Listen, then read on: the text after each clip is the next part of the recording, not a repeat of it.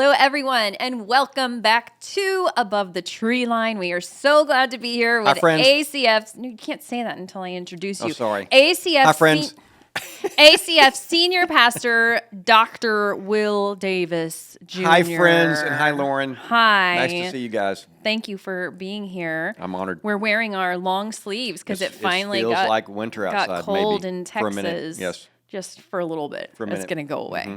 So we actually received a great question this week. And I normally, kind of go through them and address some of the older questions that came in first. But this one was so interesting that I was like, yeah, we have to address that this week. And the topic is singleness. I'm going to read you the question that we received. So we're going to have two married people talk about singleness. There's an idea. Right. We're gonna. But we've both been single before. We have been single, yes, before. Okay. So the question we received was, should Christian singles use dating apps? Does this show a lack of trust in God and his timing and provision of a mate? And also, how should Christian singles meet future mates if there aren't really many young adult followers in their church? The second part makes me very sad that the perception is that there's not many young followers of Christ in the church. And even some of the ones that are in the church can't be trusted. Ugh. To be honest with you. We'll talk about that. Maybe we'll talk about Sorry, buzzkill. So before we get there, I want to address the broader topic of just singleness in the church. Good. Because there has been very much a culture change. Like, you're a boomer, right? Is that your generation? I'm a late boomer, yes. Okay, so I'm boomers... late boomer and late bloomer, both. Boomers, it was very uncommon for a boomer to be out of the home, out of school, and not married. Your generation typically got married earlier. We've seen a major shift in culture. There's a lot of single young adults in the church now. What do you think that's attributed to? Maturity. I think it's a great trend, honestly, that kids are waiting later to get married. And I shouldn't say kids. They're obviously adult men and women. They seem like kids to me. Susie and I were really young. But that was the world we grew up in. You went to college, you met a mate, you got married. And so she was 21, I was 23. And we had our first kid 18 months later. Yeah, it was nuts. And I was pastoring a church. We weren't ready. I think that some of the career emphases and other things going on, kids taking a gap year, getting out of school, have all helped to delay marriage. And what you see is, when I do a wedding, I typically see kids that are more mature. They know how to do a budget. They've been through the school of hard knocks a little bit, and they're really stable going in. And I think that's a great trend, if you can be content in your singleness. Delaying it to 26, 27, 28, 30, 31, 32, whatever, to me feels like a great idea, as opposed to what Susie and I did, which a lot of people my age did, was get married really young. Mm-hmm. I like the trend. Mm-hmm. Okay, so, but there's also kind of this view in the old school church, and I don't know if it's particularly from boomers, but it seems like the church, almost in a way, I've heard people use the verse, like, man was not intended to be alone. And it's almost, some people kind of look down on, why aren't you married yet? Or let me fix you up with somebody. Let me be a matchmaker. Why are people looking down on singleness in the church? Yeah, that's a great question, Lauren. And it's a really unfortunate trend because there are people who are called to be single. There are people who, although they don't choose to be single, they would love to get married. They're very content in their singleness. And as we said before we went on the air here, the greatest person who ever lived in history was single. Mm-hmm. Jesus changed the world in 33 years and didn't choose to get married. If marriage was a requirement for completion, he would have gotten married. And he modeled for us.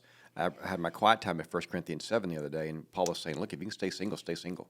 Yeah, that's what I was reading. So I don't like the pressure that we as Christians put on young adults. Hey, let me set you up. Mm-hmm. Or fix you up. Let me fix you with up. The word let me fix. set you up, whatever, as if to imply there's something missing in their lives. Why not bless them and say, hey, go enjoy this season you're in and go change the world. Go do a mission there are things you cannot do as a married person with as much ease as when you're single, especially kingdom things. And Paul talks about that again in 1 Corinthians 7. You have different level of overhead and concerns. And some of our greatest assets in the church are single adults. They can pick up and go. But do you think, some people would say that it's selfish to be like, I'm not going to get married, I'm not going to have kids, I'm going to focus on me, I'm going to build my career, I'm going to have fun. That's all very self-centered. That's not what I just said, though. Well, I don't really listen to what you say. I just come up with my next question. Yes, you're over there filing your nails while I'm talking. No, I don't think that's selfish at all if you don't feel led to get married. Could you not argue, well, it's selfish, I want to get married and have children and live a really comfortable life. You could argue the same thing, turn it around. But if someone doesn't feel led to get married, or they realize they're not getting married for a while, I'm going to take advantage of this season and focus on what God is asking me to do. Again, it's a kingdom mindset. I'm not talking about somebody who's just in it for them. The kingdom mindset is, if I'm going to be single for 3 more years, I'm going to take advantage of it. I'll make some money so I can be a giver. I'm going to set up my future if I can, and I'm going to try to serve as much as I can. There's nothing wrong with that. Again, I think one of our greatest assets and missed assets in the church are people who are young adults who are single. Well, and Paul even talked about the benefit of being single. He did. Like, if we could be single like him, that would be a benefit to us. But then, okay, so we're assuming that this group of people that are single right now, we're talking about the people who are content in their singleness. What about the people who are discontent in their singleness? What about the people who are lonely? I think this person maybe in particular might feel like, am I being discontent by going out and getting on dating websites and using dating apps because I'm lonely and I want to find a mate? Or should I just wait patiently for God to send me one? Can the answer be yes to all of that? Paul talked about that, same chapter, 1 Corinthians 7. Yes. That, look, if you're not happy in the state you're in, it's nothing wrong with getting married. He talked. Now there's a nod to marriage. There's nothing wrong with getting married. There's nothing wrong with it. Over the top statement, but it's a lifelong covenant. It's a lifelong covenant, and it's just a different set of problems. Yeah, it's you move from one set of problems to the other, one set of opportunities to the other. But there is certainly nothing wrong with someone praying for and looking for and longing for that completing person for them, as the scripture would put it, if that's what God leads them to do. I don't think you should ever assume it, because some people might be called to be single and need to ask the Lord that question. But if God says in their spirit, you're gonna have a family, you're gonna be married one of these days, then there's nothing wrong with praying about it. Where I get concerned is when people think they can't be happy without a mate, that the mate becomes bigger than God. Marriage. Well, then they're putting that on a pedestal. They are. Yeah. They are. The mate becomes bigger than God, and they're like, I can't be happy till I'm married. Well, Jesus is designed to meet all of your needs. Yeah. And so the minute I kind of got content where I was in the season of life I was in, is like, if I marry Susie or not, where I got to be okay with that, then I got free. It's the young adults I worry about, Lauren, are the ones who really like their identity's wrapped in if they're married or not. Mm-hmm. They feel like damaged goods if they're not married. And that's just a lie from Satan. We got to blow it up. Well, that's a problem if you're saying, I'm unhappy, therefore I want to go get a mate. But then what about when you get a mate and now you're unhappy with a mate? Do you get rid of that mate? You go get another one? Yeah, you asked the question, what about the people who aren't content in their singleness? What about the people who aren't content in their marriage? So there's a lot of that going on. Yeah. So Paul said, whatever situation you find yourself in, if you can stay there, stay there. Now, if you're married, you don't get to get out. Right. Very narrow is that gate that leads you out of marriage in Scripture. If you're single, you got all kinds of options. But let's answer the dating app question. Let's go back to the dating. That was what I was going to go to next. Are the dating apps and dating websites an appropriate medium for Christians to use to find a mate? I don't, on surface, find anything wrong with those. I think there are some websites make me nervous. And you can put up a sign that says we're a Christian website and not act very Christian. Mm-hmm. So I just think as long as the individuals are using discernment, which I know most of them are, there's good screening devices. But you can get some guy on a Christian website that says he's Superman. He loves Jesus. Oh my gosh, yeah, we've seen that. He can be a complete idiot. Yeah. And so you're not, whoever wrote this, you're not being unfaithful or fearing God, not fearing God, if you're using a dating app. It's no different than going to a singles group, going out with a bunch of friends to get dinner. It's a tool. It's a tool. Yeah. And no pun intended. It's a tool. Job. Get it? You're a tool. He's a tool. Never mind. They all got it. Lauren's I'm not not sure. Disney not if girl, young people are watching. You don't want to be this. a tool. Don't be a tool. You don't want to be a tool. Okay. That's the point. It's a tool. It's just a tool. Okay. And so I think it's great. However, okay. There are some particularly scandalous. I'm sure you have some over there. I have. I'm sure you've listed some there. Apps didn't exist when I was dating. Okay. I'm too No, old I mean for in that your now. homework. In your homework. that you Oh, did. yeah. So there are some that are primarily geared towards hooking up. When you're dating, is your perspective you are dating in order to find your mate, or you are dating for fun and just a partner to enjoy doing things with? Well, that's a great question, and I won't try to read the minds of everybody out there, Lauren, but I do think any date, even if you go into it for fun, is a potential mate. And so I think you've got to be real careful who you expose yourself, bad choice of words, who you choose to date. I didn't mean to say that. And who you expose your soul to, okay? Because you can fall in love with somebody you're not equally yoked with. And so if you're dating people that are non-Christian, I think you got to be real careful, even if it's just for fun, because I've seen too many women, specifically women, fall in love with guys that weren't equal to them spiritually because they started dating them to begin with. Well, because I feel like a lot of times maybe there's slim pickings in the church and girls are like, okay, like I'm not finding a Christian man. I'm getting older. Can I date non-Christian men? See, that's where I think the crisis of faith kicks in. It's no different than Sarah handing Abraham Hagar and saying, let's have a baby through her. We're going to take matters in our own hands. Okay, so God, I gave you 15 years. You haven't come through. I'm going to take what I can get. That's where your faith or your crisis of faith will get you in trouble. I'm tired of waiting. I'm tired of being celibate. I don't like the lifestyle I'm in. And if you're not coming through, then I'm just going to make it work. And that never ends well. It doesn't go well, but I've seen it so many times. So why not just be content with Jesus, keep praying, trust him, and know that if you're supposed to be married, he'll bring you the right person because he can do that. I've seen him do it countless times. It's when you shortcut the process that you get in trouble. Should you be dating if you're not interested in getting married? That's a great question. I think you ought to answer that question because I haven't been on a date other than my wife, Susie, in so long. I don't know what it's like out there right now. The risk of dating is, a one-on-one with a single person of the opposite sex. The risk of that is you might really fall for them, which is great.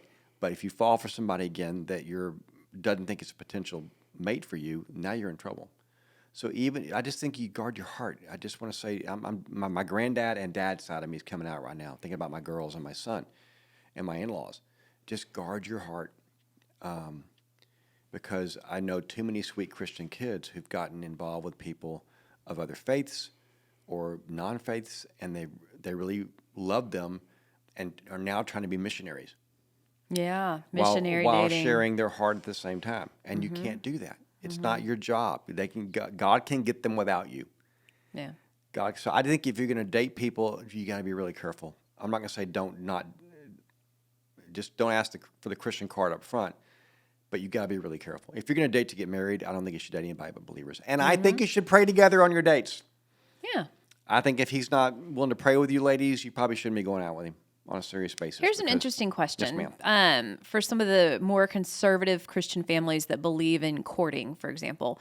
So they teach that you should not have your first kiss until your wedding day. Do you have a hard stance on that? Obviously, because I violated it excruciatingly. I don't. All things are permissible. Not all things are beneficial. We say that every week in here, Lauren. Do what's right for you. I have a dear friend who didn't get kissed until she, met the guy she's going to. It wasn't wedding day, but it was the guy she married, and I'm okay with that. But I wouldn't make it a hard fast rule. But if somebody feels called to that, we're not kissing until we get married. Good for them. If you are in your 40s, 50s, maybe even 60s before you get married, is there still an expectation that even at that older age you would be celibate? 100%. There's not an expiration date on the commandments. Sex is still the act of marriage. Yeah, and that's really tough for guys and girls both who've been married and they've been sexually active, and all of a sudden now they're a widow or they're divorced, and they're like, well, wow, and they cheat. And Wait, not cheat on their spouse. They cheat by being sexually active with somebody that they're not married to. And that's still sin before God, and it's not just sin before God. putting sex before marriage undermines the relationship. Now you're building your relationship on something that is not legitimate. It's the physical part. And whether you've been married before or first time married, if that's what you do going into marriage, the whole covenant thing gets messed up. And you really do need to repent of that and stop being physical before you get married for things to get realigned the way God wants them. So yeah, if I've been married to Susie for 38 years and suddenly because she passes away, I'm single, God expects me to be pure. I don't get to have sex because I had it before. I got to be pure. And because sex is for marriage. And, sex is way overrated in our culture. We're so sexualized, people think they can't live without sex. You'd be surprised how you can live without sex. Jesus can meet your needs. So this brings me to another question that I wasn't planning on asking, but I had a conversation recently with an engaged couple in our church who do not appear to be sexually active, but they are living together. Is living together permissible for an engaged couple if they are abstaining from sex? I think it's stupid because talk about temptation. I mean, maybe not for the girl. Yeah. Okay. Not for but the girl. Guy, let's just go. The guy's thinking about it 24/7. Yeah. Not 24/7, 25. He's always thinking about it. He's looking at her. And I just think that don't act married if you're not married. And if you're living together, you're acting married. And couples say, well, it's because of finances and whatever. Amazingly, how many couples have pulled this off without living together? You can do it. I don't think it sets a good example. I don't think it's a good witness. And I think you're inviting the devil to creep in. And so I would strongly encourage couples to not live together. Whether they're celibate or not is irrelevant. You're not married. I don't think it's irrelevant. It's irrelevant. Normally, because people assume if you're living together, that's what's happening. There's always tonight to change the rule, to decide I'm really tempted, here we go. Yeah. And you just don't have to deal with that. So why create the temptation to begin with? If you're not going to build a fire, don't gather firewood, my friend Rick Reynolds always says. I don't think it's a good idea. And it's not a good witness. In my opinion, it's not a good witness. You've referenced 1 Corinthians a couple times. So I have this verse here from 1 Corinthians 7. Verse 8 says, to the unmarried and the widows, I say that it is good for them to remain single as I am. But, verse 9, if they cannot exercise self-control, they should marry, for it is better to marry than to burn with passion.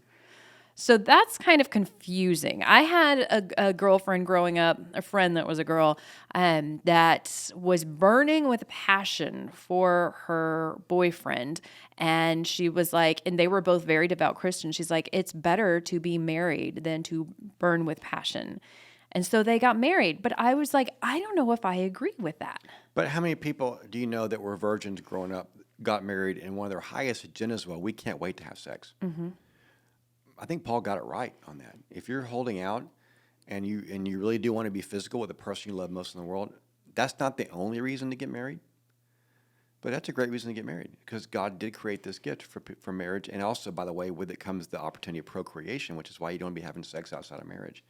I think Paul nailed it. He's like, hey, if this is something to really consume with, go for it. It's just such a bad reason to get married. It's not the only reason to get married. Yeah. It's definitely not because it's definitely not the only reason to get married. And if you just want to get married because you want to have sex with somebody, you need to bring that under control. There's a lot more to marriage. We all know that. But there's some people who celibacy is a bigger assignment than they want to try to fight with. And so marriage for them is a great option. But then the devil will attack your sexuality in your marriage. He'll attack sex. He always does. Yeah. Let me take this a step further. This is a little bit off topic, but it's something that I also encountered when I was in college. Two of my Christian friends got pregnant before they were married. And they believed then, because we're pregnant, now it is our responsibility to get married. Should you marry somebody that... To the father? Yes, to the father. If it's wise, and that's probably in the cards anyway. There are some couples who fling and they get pregnant, and them trying to make a marriage work out of that probably isn't a good idea. Although dad and mom both need to be involved in the child's life, unless they give it up for adoption. But if you can make that work, maybe earlier than you intended to, I think it's a great idea because you got the mom and the dad there and present. Okay, we got out of line, we got out of order, we're going to repent, We're going to raise this child to love Jesus. We're going to get married and make this thing work. I think that's very noble, and I would fully support it. Okay. But if they're both 16, Yeah. you might want to table that one. Right. Yeah, we were pretty young back then. It's just all these, it's funny because as I'm researching this topic, all these questions that came up, granted, I was single in a different culture time period, but all these questions started coming up. I was like, I remember having this question. I do, before we close the video, because we're out of time, I do have a pretty strong opinion about when you should start dating. I don't believe that there's a magical age, but from my experience, I had a boyfriend every year of my life from 8th grade until the day I got married. I did not have a lot of single time, and that's full confession. Every single one of those relationships, high school and even college, to me, were such a waste of my time.